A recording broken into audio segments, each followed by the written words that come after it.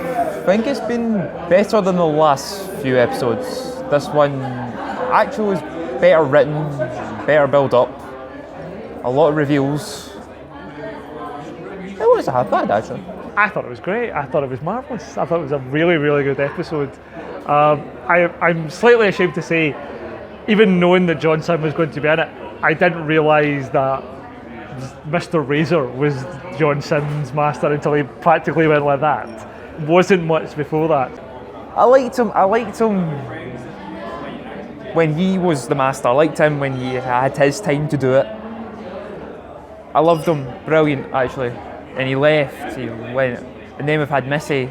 I don't know why they decided to go with two masters. I'm not, maybe they need the views or something, I'm not too sure. I thought it was fantastic. What an ending. We've got, crikey, where do you start? We've got Mondasi and Cybermen back, and finally creepy Cybermen, because Mondasi and Cybermen were always my favourite. And we've got the Master back.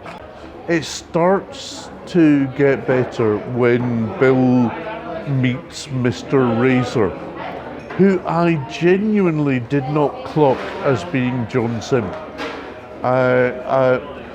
Having said that, I was convinced by Sir Gilles Estram in The King's Demons. So that's how facile I am.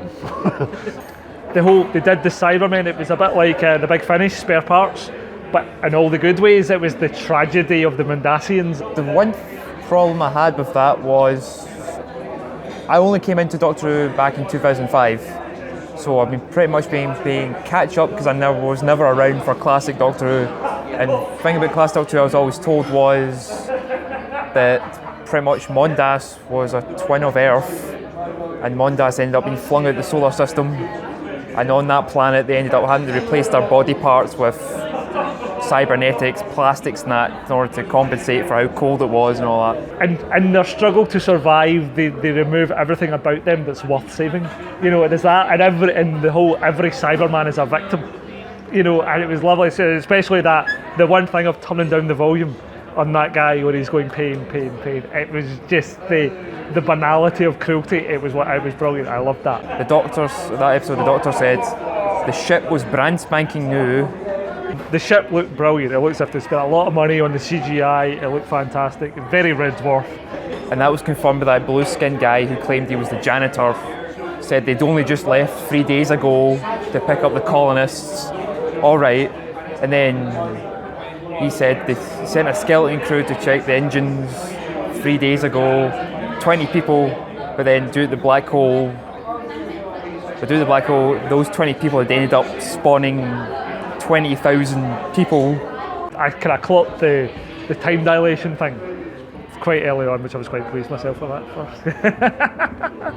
Nobody can ever criticise Litton's hands being crushed by the Cybermen in Attack of the Cybermen ever again, if they did not have a problem with Bill's chest having a hole punched through it.